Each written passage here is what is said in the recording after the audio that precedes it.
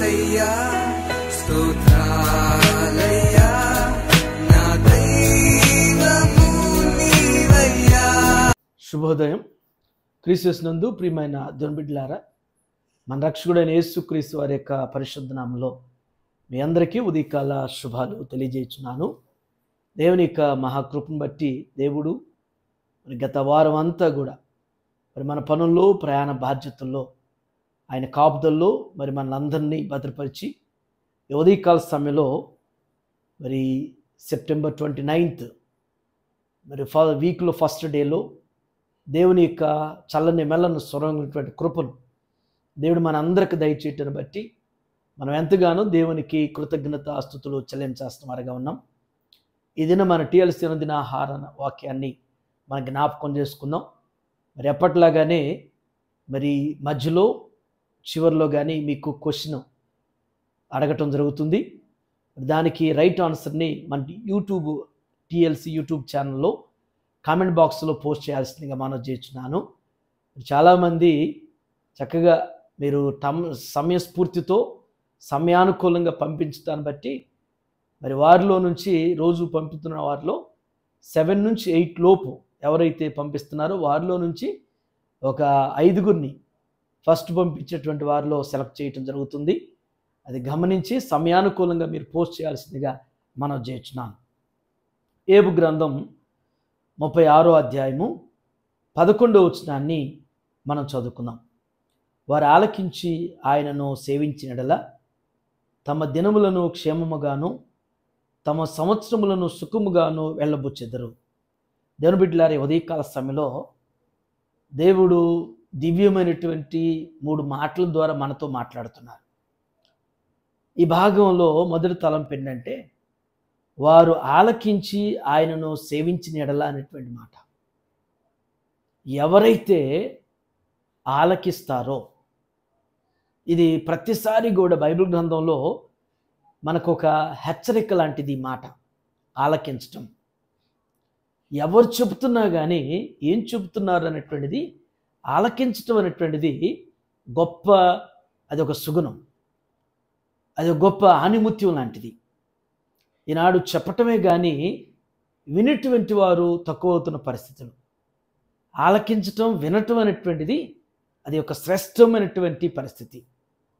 అందుకనే ఇక్కడ జ్ఞాపకం చేసిన మాట ఏంటంటే వారు ఆలకించి ఆయనను సేవించరి అనేటువంటి మాట.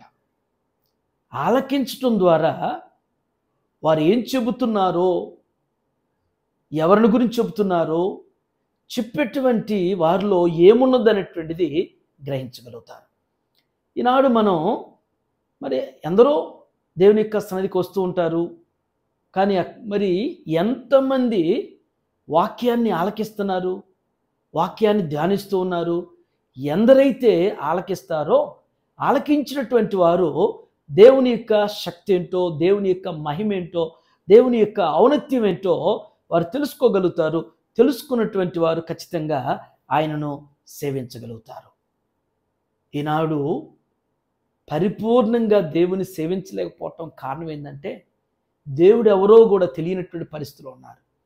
దేవుని యొక్క ఔన్నత్యం ఏంటో ఎరగనటువంటి పరిస్థితులు ఉన్నారు. కాబట్టి ఈనాడు ప్రకటించబడుతున్నా కానీ ఆలకించట్లేదు కాబట్టి పరిపూర్ణంగా దేవుణ్ణి సేవించలేకపోతున్నాం. సేవించడం అనేటువంటిది గొప్ప ఆణిముత్యం లాంటిది. సేవించడం అంటే పూర్తిగా ఇంకా వారికంటూ ఇంకేముండదు. పూర్వ దినాల్లో మరి రాజులను కానీ అధికారులు అనేటువంటి వారిని ఇక వారి మీద పూర్తిగా ఆధారపడి సేవించేటువంటి వారు. ఇక వారు పెట్టినా, కొట్టినా, తిట్టినా, ఏదైనా కానీ ఇక వారి మీద పూర్తిగా వారి వైపే దృష్టి అంతా కూడా అలాగ సేవించేటువంటి వారు. మరి పనివారు కానీ బానిసలు కానీ అలాగ సేవించేవారు. ప్రభువును కూడా మనం ఆ విధంగా సేవించాలనేటువంటిది మన జ్ఞాపకం చేయబడుతుంది. రెండవ మరొక తలంపు ఏంటంటే తమ దినములను క్షేమంగాను తమ సంవత్సరములు సుఖముగాను వెళ్ళబుచ్చుదురు అంటున్నాడు. దేవుని బిడ్డలారా, దివ్యమైనటువంటి మాట. ఎవరైతే ఆలకించి ఆయన సేవిస్తారో వారి దినములు క్షేమంగా, ఒక డే అంతా కూడా, ఒక దినమంతా కూడా క్షేమంగా గడుస్తుందంట. ఎలాంటి అలజడి, ఎలాంటి ఆందోళన, ఎలాంటి కలవరం, ఎలాంటి చింతన, ఎలాంటి భయం అనేటువంటిది లేకుండా దేవుణ్ణి సేవించటం ద్వారా వారి దినం క్షేమంగాను, వారి యొక్క సంవత్సరాలన్నీ కూడా సుఖముగాను వెళ్ళబుచ్చుతారంట. రోజే కాదు, వారి ముందున్నటువంటి సంవత్సరాలు, వారు జీవించినంత కాలం కూడా వారు సుఖంగా, ఎలాంటి తొందరపాటు లేకుండా, ఎలాంటి ఆయాసం లేకుండా, ఎలాంటి చింతన బాధన అనేటువంటిది లేకుండా వారి సంవత్సరాలన్నీ కూడా సుఖంగా వెళ్ళబుచ్చుతారంట. ఎంత దీవెన ఉంది దేవుని బిడ్డలారా ఈ మాటలో. ఉదయకాల సమయంలో నీవు దేవుని మాటను ఆలకించు, దేవుణ్ణి పరిపూర్ణంగా సేవించు. అలా సేవించేటువంటి విశ్వాసివి, సేవించేటువంటి బిడ్డవు నువ్వు అయ్యుంటే ఖచ్చితంగా నీ దినము క్షేమంగా ఉండిద్ది. నీవు గడవపోయేటువంటి సంవత్సరాలన్నీ కూడా సుఖంగా, నీ జీవితాలు సుఖంగా, నీ సంవత్సరాలన్నీ కూడా వెళ్ళబుచ్చుతావు. అటు రీతిగా దేవుడు మీ జీవితంలో ఈ యొక్క మాటను స్థిరపరుస్తూ నెరవేర్చునుగాక. ఆమేన్. ఇది మన యొక్క క్వశ్చన్ ఏంటంటే, ఏబు గ్రంథము దేవుని మాట ఆలకించి 140 సంవత్సరాలు జీవించినటువంటి వారు ఎవరు?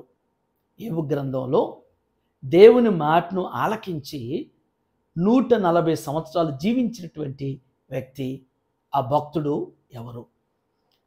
ఈ దినం జన్మదినం జరుపుకున్నటువంటి మన సంఘ సభ్యులు సునీల్ గారికి జన్మదిన శుభాకాంక్షలు తెలియజేస్తున్నాను.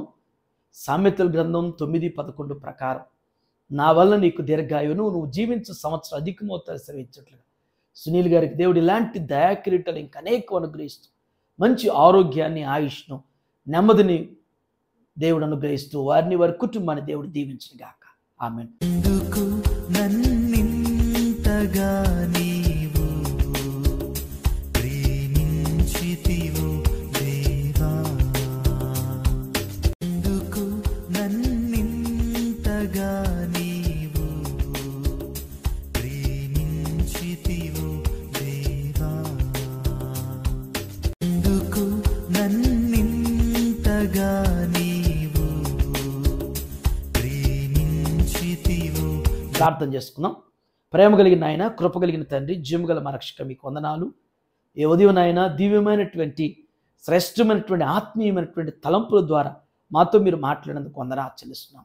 దేవా, మీ లేఖనంలో ప్రభువా అయ్యా మరి ఆలకించి దేవా మిమ్మల్ని సేవించినప్పుడు నా తండ్రి, మిమ్మల్ని ఆరాధించినప్పుడు పరిపూర్ణంగా నా ప్రభువా వారు ఏ రీతిగా వారి దినము క్షేమంగాను, వారు సంవత్సరాలు సుఖంగాను వెళ్ళబుచ్చుతారని జ్ఞాపకం చేశారు.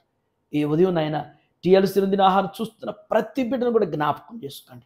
మీ వాక్యాన్ని ఆలకించేవారుగా, మీ వాక్యాన్ని అంగీకరించేవారుగా, మీ వాక్యం బట్టి నాయన మిమ్మల్ని నిత్యం కూడా నా తండ్రి దేవా ఈ లోకంలో మనుషుల్ని, అధికారుల్ని, బంధాలని నాయన వారిని సేవించడం, మనుషుల్ని సేవించడం కాదు, నాయకుల్ని సేవించడం కాకుండా ప్రభువా మాకు సర్వం సమస్తం అనుగ్రహించేటువంటి మిమ్మల్ని సేవించిన ఆయన మా దినము క్షేమంగా దేవా, మా సంవత్సరాలు సుఖంగా వెళ్ళబుచ్చేటువంటి వారుగా మమ్మల్ని మీరు స్థిరపరుస్తూ బలపరచండి.